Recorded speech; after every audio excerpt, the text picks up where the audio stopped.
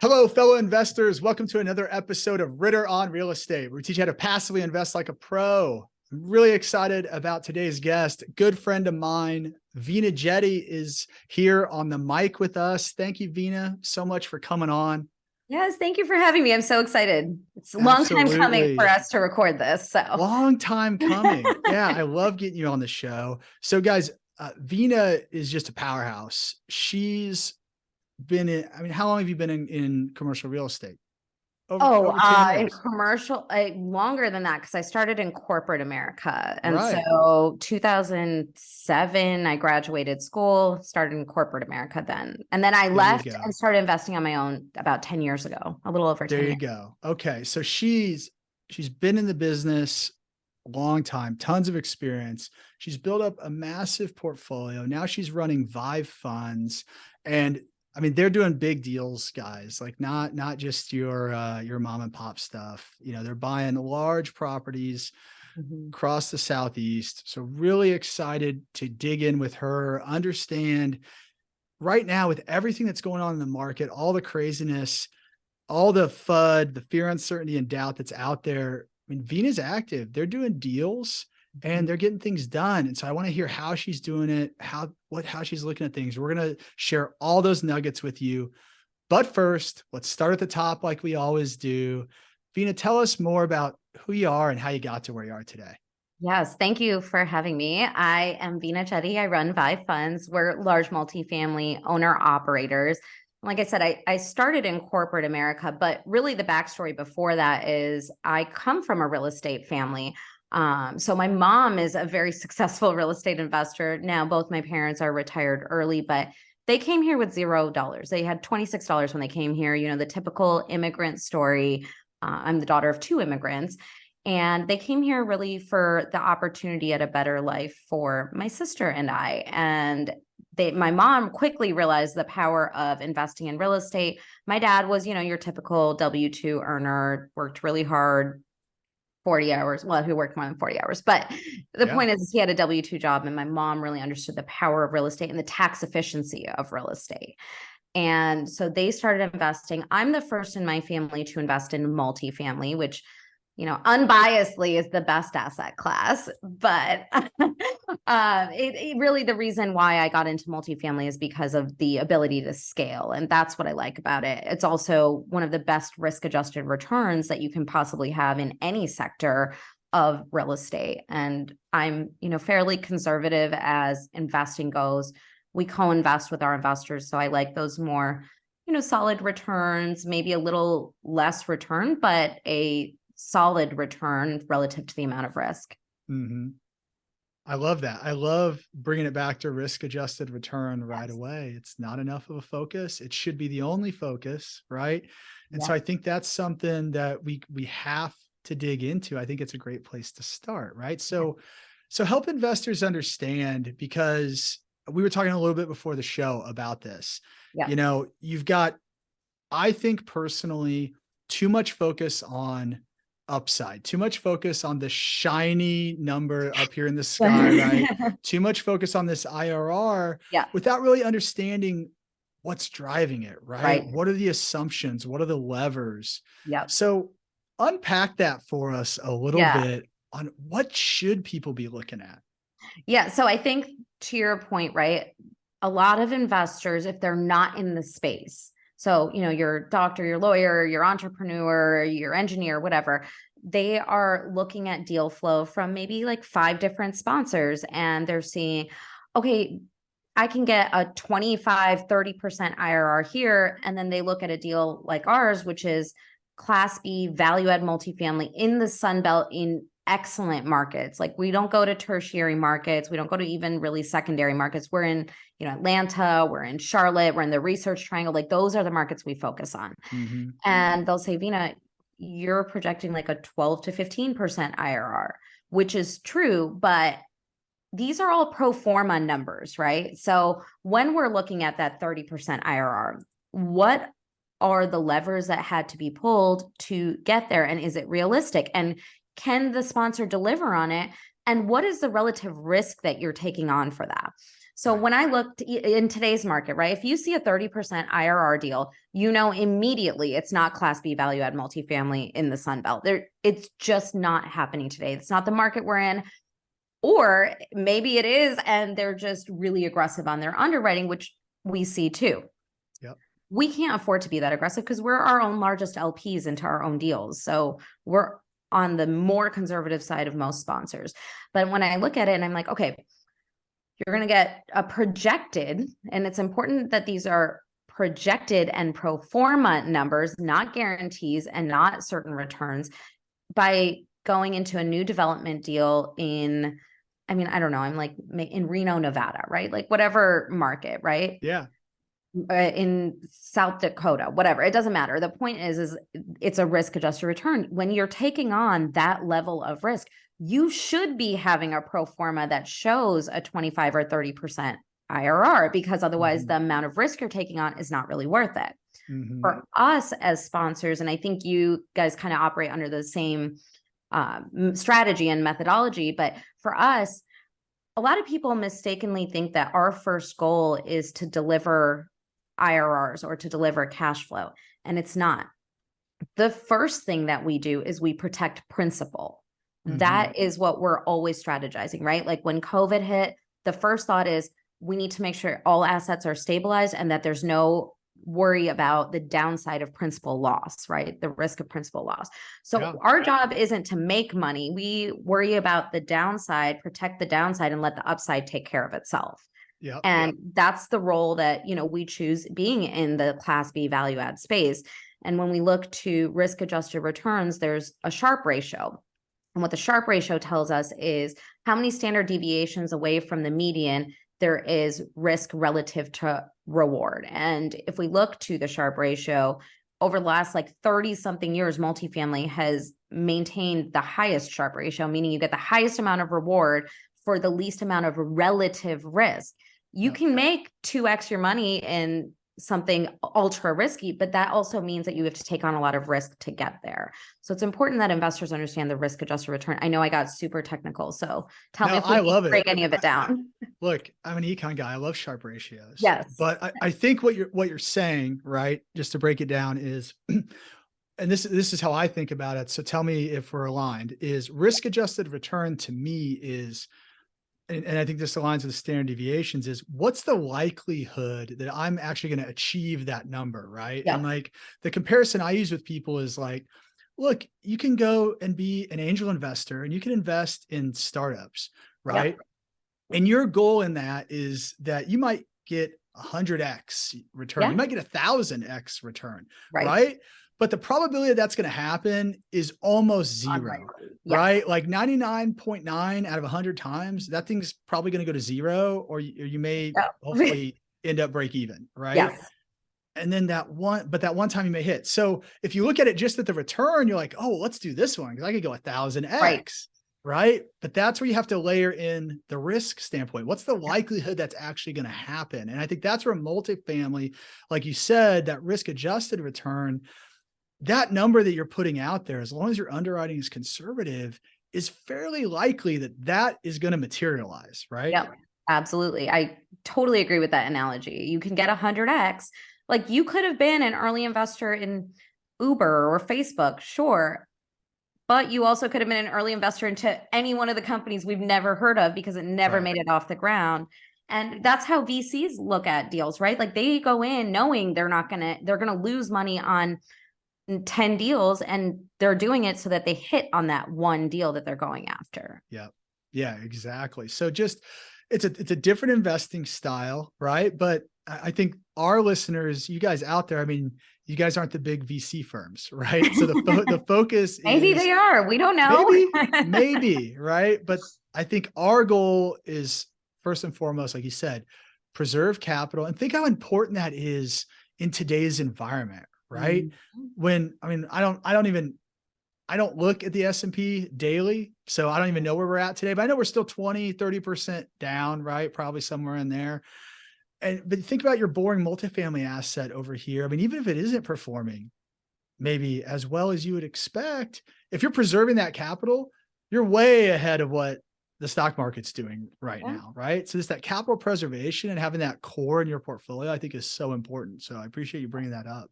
Absolutely. And it's an inflationary hedge. Income producing real estate is easily one of the best inflationary hedges. And we all see what the CPI is doing right now. We see the Feds Mhm. raising the Fed funds rate every few months. They're raising it by Constantly. 75 basis points. This is the first time that we're hearing maybe they won't raise it by 75 basis points. Okay, fine. So they raise it by 50 basis points. Mhm. Inflation is still very high right now. And core inflation is high, and that's a problem for the everyday American, which is why real estate is such a good inflationary hedge, because it's a hard asset. It's not as volatile as the stock market. It doesn't move like the S&P 500 can drop today and it can go back up tomorrow and then it can drop Right. again. And there's so much volatility when you look at it comparative to real estate. It's over long periods of time that you need to look at those types of investments. Yeah, I mean, absolutely. And I think there's also kind of a disservice done when you look at, like, you take an S&P 500 or whatever, and you look at it over 110 years, right? And they're like, yeah, well, you got, your 7% return, but there's a lot that's left out of that, right? And I think it's more important, you fees and things. But to me, I think what's really impactful is when you look at decade by decade, right? Yeah. Because like when you look at 2000 to 2010, like you put up a big fat zero, most Yeah. people, right? And then Mhm. you look at 10 to 20, well, returns look fantastic, right? Right. But you've got to kind of understand that, like when people talk about stock market returns, you could go 10 years without making any traction, right? And that's why you've got to be diversified. Like when people talk about being diversified because they're in 5 mutual funds that do different things, like that's not diversified, right? And that's what we're trying to educate people on, is like, there's a spot in everybody's portfolio for real estate as a core, as a hedge, right? As something that's not correlated. Yep. And I think that's what a lot of people are just uneducated about, right? They Yeah. just don't even know.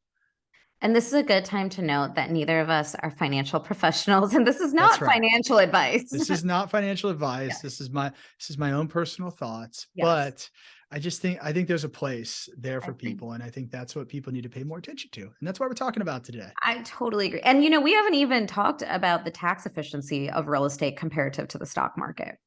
Yeah, and that's a piece that's left out of that whole 7% and all this long-term Yep. stuff, right? I Yep. mean I mean, absolutely. So, I would recommend people just do your research, right? Mhm. Look into it, understand, everybody's tax situation is different as well, but Mhm. there's probably some ways that could benefit you too, and helps Absolutely. you again. The easiest thing is to keep what you already have, right? Than to go out Yep. and make more. So if you can lower your Exactly. taxes, it's the easiest thing to do. Well, awesome. Well, Veena, I want to shift gears a little bit because Yeah. I want to hear about. I love that you told me again, you said you're working on 2 deals. You guys are still active. Yes. So many people I talk to say, no, we're on the sidelines. We're just waiting to see what happens. So, how do Great. you More get the deals for me. confidence? That's right. And that's how I feel too. But how do you get the confidence to still go out and say, you know what, in this market, we're going to transact? Yeah, I'll tell you, there was actually a moment that I think was like the catalyst of me really getting behind transacting at all points in the market cycle. Because I get asked that a lot. Are you buying in this market? What do you mean? Yeah, of course I am. If I only buy in an up market or a bear market or a bull market or a down market, I'm not doing business half the time I'm open. It's not Yep. sustainable or practical, right? So yes, we are always buying. We shift our strategy around how we buy. We change our core fundamentals of how we look at deals, how we underwrite. Now we're looking at more deals than we've ever looked at before one deal works. Maybe Mhm. 3, 5 years ago, we could look at 100, 200 deals and there was going to be one that made sense. Now it's like 400 deals and then one makes sense. But the moment that really solidified what we were doing, and even at this point in the market cycle, was in COVID. We bought an asset in October 2020. At the end of October, it was October, I think 26th, we closed on it. And we were buying it before there was a vaccine available. We were raising capital. It was the biggest deal that I had ever done to date. And I was really not sure if investors were going to be interested. If I didn't know if our investor database was going to be like, what are you talking about? We're in the middle of a global Mhm. pandemic. We're not buying real estate. But we had investors that believed in us. They believed in multifamily. They believed in the core principles of real estate and the fundamentals of the market, which, and maybe I didn't give them enough credit for being as sophisticated as they actually are, because I was uncertain. I was worried. And I had our investors that came in and were very excited about the deal. They were bullish on the deal. We exited that earlier this year, and the investors in that deal made 1.8x in 18 months. That's Is a awesome. stupid return, right? Like, Yeah. if you annualize it out, it was over a 50% return. Yeah. And so the investors that really believed in the fundamentals and got in during a time of such uncertainty and such instability, it really paid off tenfold for them. And then in addition to that, we were able to make it highly tax efficient by offering a 1031 exchange and exchanging it into another asset. And so investors just had multiple wins across that deal. And man, if I could go back like 2 years ago, I would have bought everything that I ever touched, even at these like stupid low cap rates, because we saw what happened in the last 2 years. Real estate did not come down. Pricing has remained at an all-time high. Cap rates compressed. Now we're starting to see them expand a little bit because of the interest rates going up, which we anticipated, we expected.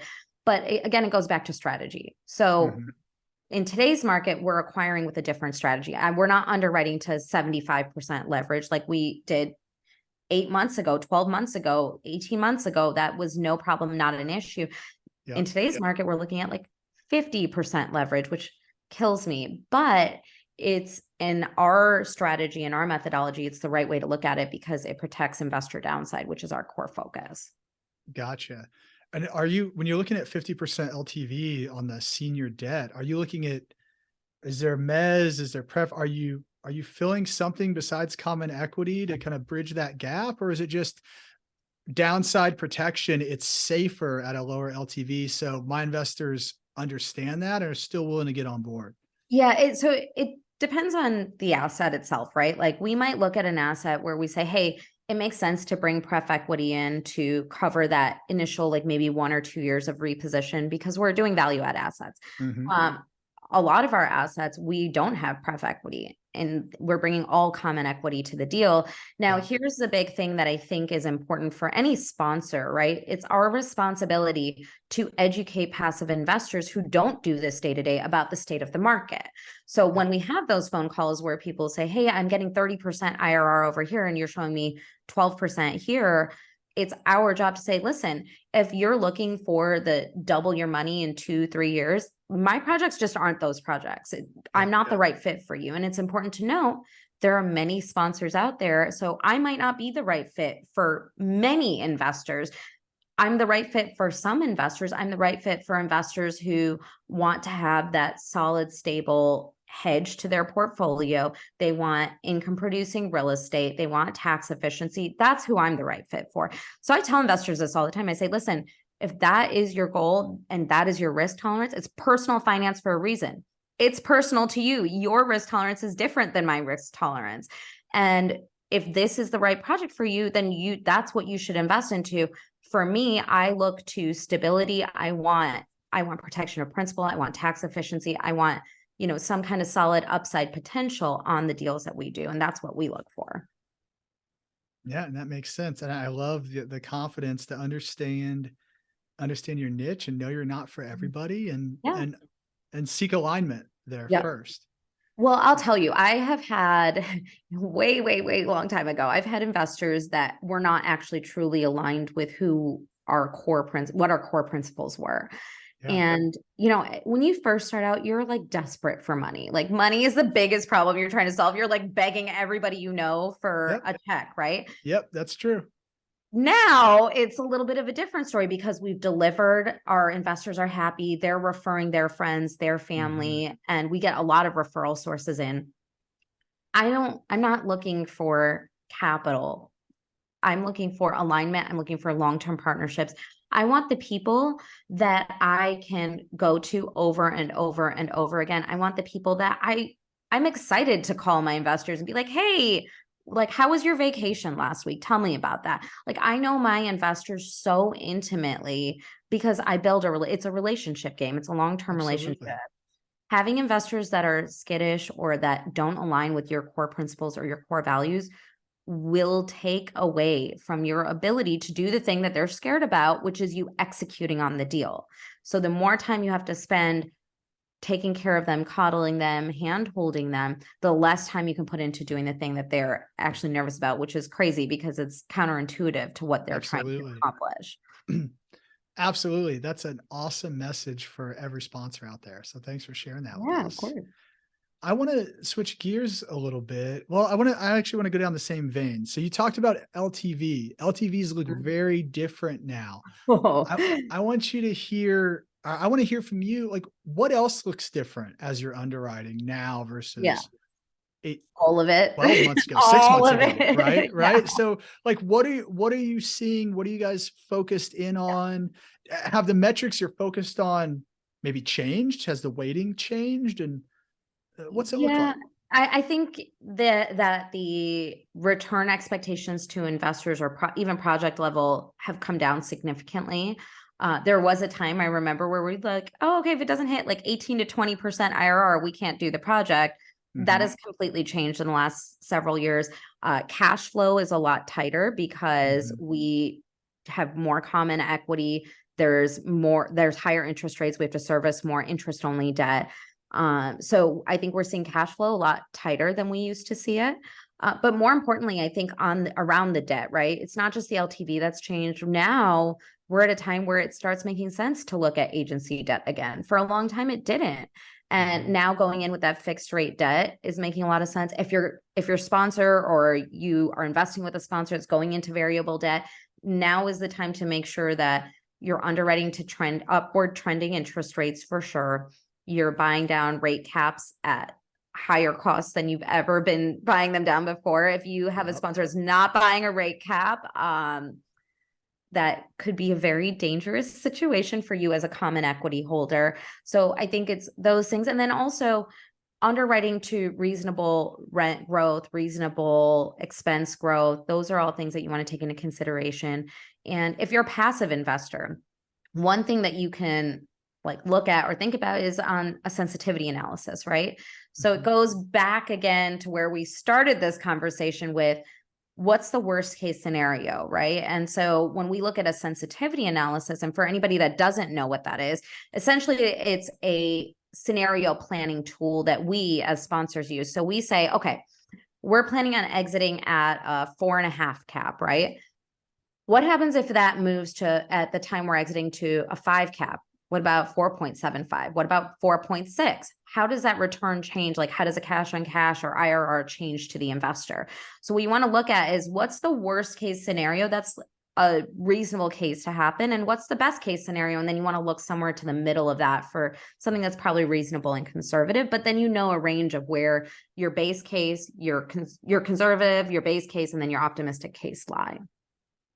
Yeah, I think that's awesome. I love the sensitivity analysis that we're Mhm. sharing that. I mean, I think that's something that, again, if you're not seeing, you should be asking for, Yeah, and you need to understand it. And the sponsor needs to understand it too, right? If they're not looking at it, that's a I mean, problem. you've got to know it's a problem. You got to Yeah. know what your worst case scenarios are. You got to know if things go the wrong direction, right? What does worst case look like? And is worst case still, is it still cash flowing? And Yeah. or is it not? And I think the thing to layer in though is, to me, is always like, worst case scenario, what's the context around the rest of the market that's likely happening Mhm. if the deal is hitting that worst case? I mean, as long as you've done your underwriting Yes. conservatively, right? Mhm.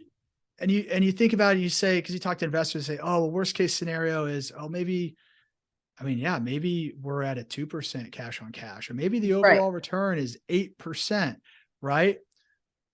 But what's happening, right? If that means occupancy is at Yeah. 70%, right? You haven't been able to raise rents and stuff, like, what's happening in the macro economy around you? And relatively speaking, maybe that 8% looks pretty good if the stock Like, market's probably down 40, right? And unemployment is more. super high, right? So it's like it's all relative, but and it's Mhm. important that we educate to give context, but still really important for investors to understand. But I think like that's kind of where you're going around the capital preservation is like, Yeah. even if it's a 4% return, if everything else is negative, like you feel pretty good about that. Right. And Yeah. the tax efficiency on top of that, right? So Yeah. that still maintains even in a down market or even in a zero cash flow situation. Not that I think that our assets are going to get there, otherwise I wouldn't do them. But Mhm. like to your point, if we're coming down to a point where we're at zero cash flow, there's something else going on that's probably way more concerning. And it's easy to look at one deal in a tunnel with tunnel vision, but Right. if that were the case, right, we would be looking globally at what's happening, right? Like, Right. is the dollar failing? Is there hyperinflation? Is the stock market crashing? Like, what else is happening? What other levers are being pulled? Because again, real estate has always been one of the most stable asset classes. And if you look to the wealthiest people in the world, right, Yep. all of them have some form of real estate, and probably a significant number have multifamily in their portfolio in some form or another.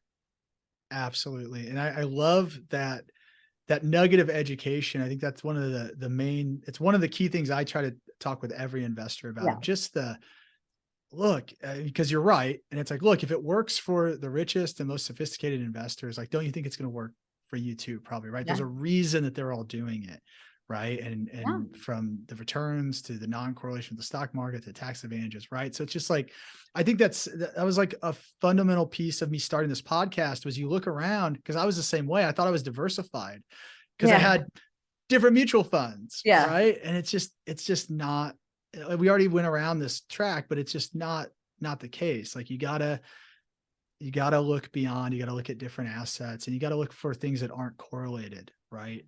I think It's that's what's funny really that you, important. yeah, it's really funny that you say that because I told my, we had a financial advisor we were working with, and he was like, you need to be more diverse because I'm all real estate. Like I'm all in on real estate. I have very Mhm. little on the stock market. And I was like, I am. I'm invested in this asset and this asset. And he's like, that is not what I meant. It. But that's the thing, right? Is like you want to be in a well diversified asset portfolio and Yeah. do as I say, not as I do, but you want to have a balance of real estate and maybe stocks and bonds and equities or whatever's right for your personal situation. And Yeah. you want to be confident. And I'll tell you one other thing too, is until I started being in this space, I didn't know that we could buy multifamily without having $80 million lying around. Like I thought it was Yeah. only for really rich people. Yeah. And now I understand that, wait, there's like this whole like secret society that exists of people who put together deals the way you and I do. Absolutely. And I appreciate that you bring that awareness because prior to me starting my own company, I was in corporate real estate and I still didn't know that this existed. And we were accredited investors then too. Not one person asked me if I would be interested in this type of an investment. Not one person gave me an opportunity to be a passive investor before I was in this space. I mean, 100%. That was me all the Crazy. way up to 2015. Had no idea. And I'm like, wait, Crazy. what? You can do this? Yeah, you can do this and all of you guys are doing this and you're making all this money and you're saving all this money on taxes and then like I like making money too. Yeah. Hello. I get it. I know. And that's why like it starts with education, right? It Yeah. starts with education just because the way that our brains work as humans, right? If it's something's unfamiliar, it's risky. And the problem is this type of investing is just unfamiliar to Yeah. people. And therefore our brains, because we're still looking out for the saber-toothed tiger Yeah. around the corner, right? It means it's risky, turn off, don't do it, right? So that's why it Yep. starts with education. So it starts with Yep. us having conversations like this, and hopefully people are picking up a couple nuggets. It's Yes. sparking you to at least take a step, continue to educate yourself, right? Yeah, at least even if you decide not to do it because it might not be right for you, at least Mhm. you know it exists. How could you even have a choice to say yes or no if you don't know about it? That's right. Absolutely. Well, Veena, you are just a wealth of information. You're fun to talk to. I appreciate you so much coming on. I'm not letting you go yet because I want to Okay. put you through our keys to success All round. right. It's I'm 4 ready. questions I want to ask you. Okay, I'm ready. First one is, okay, if you were going to invest in somebody else's deal and you could Yeah. only ask them one question, what would Ugh, that one question be? this is so hard because I'm so analytical. Just Um, one. okay, the one question I want to know is tell me about a time where a deal did not go as expected and how you handled the communication with investors. Like, what did you do and what would you have done differently? Is that one question? That's like, it's all No, in that's the realm good. of That's one good. question. It's Okay. absolutely, it's what mistake have you made and how did Yeah, you learn from it, right? exactly. That's the But question. yeah, but here's the thing. The common theme across this show, and I've done like, I don't know, 120 episodes or something now.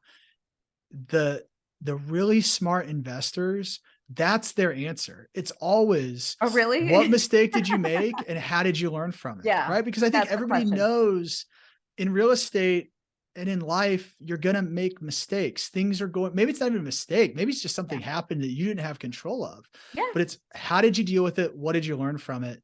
How do we avoid it next time?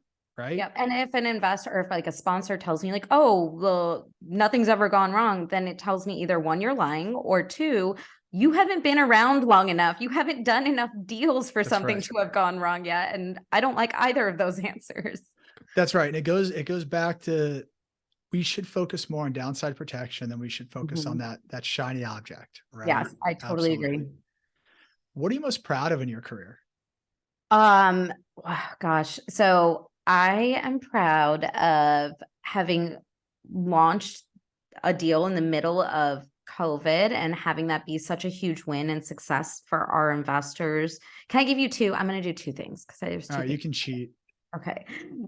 The other thing is I have seen an uptick in women investors and like women professionals. Like I have a lot of surgeons and doctors and lawyers and entrepreneurs that are women that are investing, which is very exciting for me personally, because there's not a lot of women in this space, right? Like there's very few Absolutely. women and very few that are transacting on $100 million plus deals like we do. And, you know, the other woman I know in this space is my JV partner. So it's really just two of us.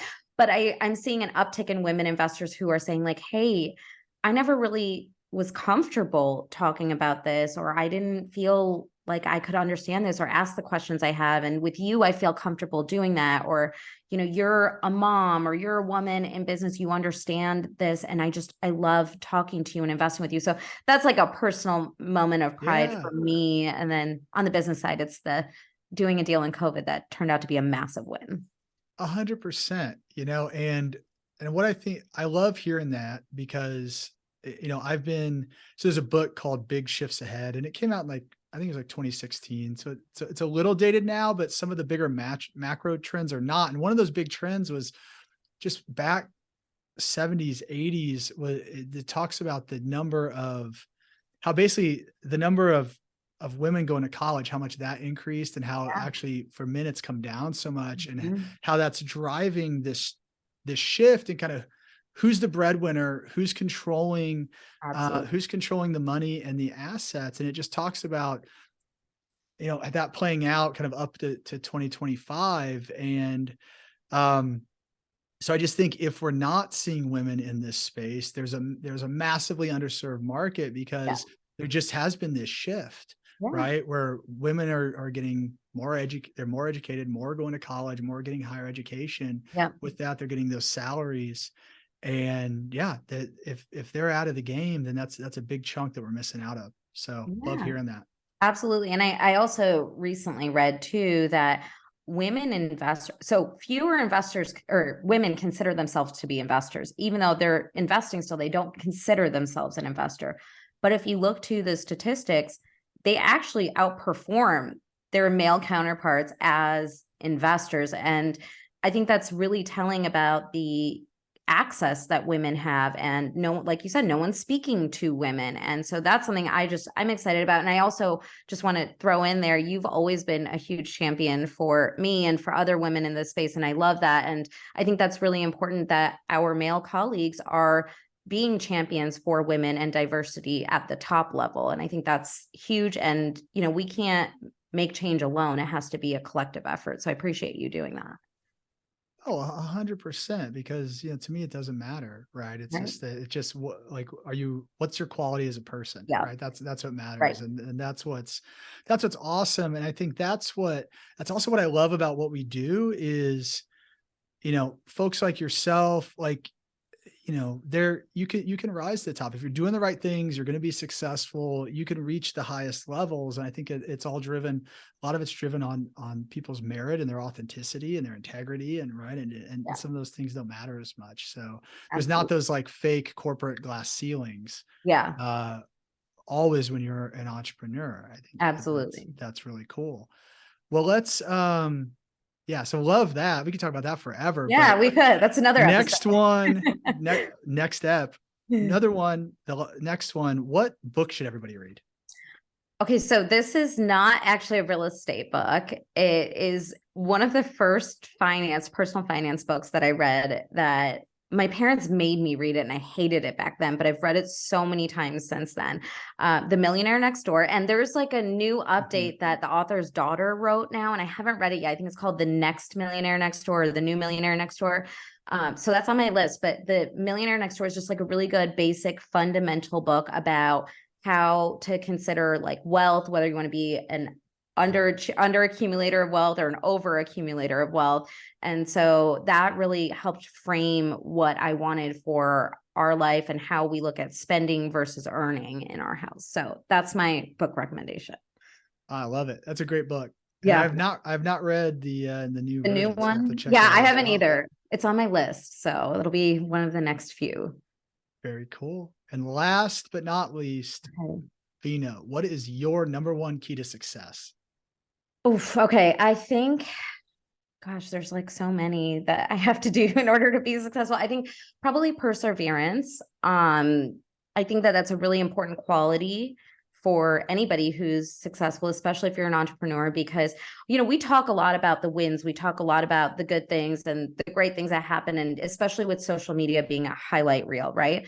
But what a lot of people don't talk about is it's kind of lonely being in entrepreneurship, right? Because we have very unique problems or situations, and sometimes we can't really discuss it externally because it will violate confidentiality, or it'll give out like a trade secret, or maybe you're talking to someone who's also an investor and you don't want them to unfairly equivocate whatever you're saying with like, oh Mhm, no, the sky's falling down, right? mhm. And so it can be really lonely, but if you decide to keep getting up, every time you get knocked down, you just have to keep getting up. Eventually, you will start seeing the fruits of that success and that perseverance, like that grit is really what it is. Yeah, absolutely.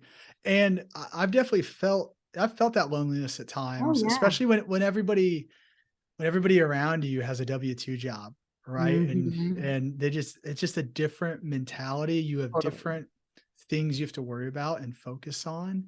And so Mhm. it can be a lonely space. I think it's important to find those like-minded people and like-minded groups to Yeah. support you, tell you you're not crazy, and you're doing the right things. Just Right. keep going. But you're 100% right. Just persistence, just Yeah. showing up every day, right? Every Showing day. up every day. Every day. Awesome. Well, Veena, you're just a pleasure to talk to, and you've given us some great nuggets today. If folks want to learn more about you, Vive, what you're working on, Mhm. how can they reach you?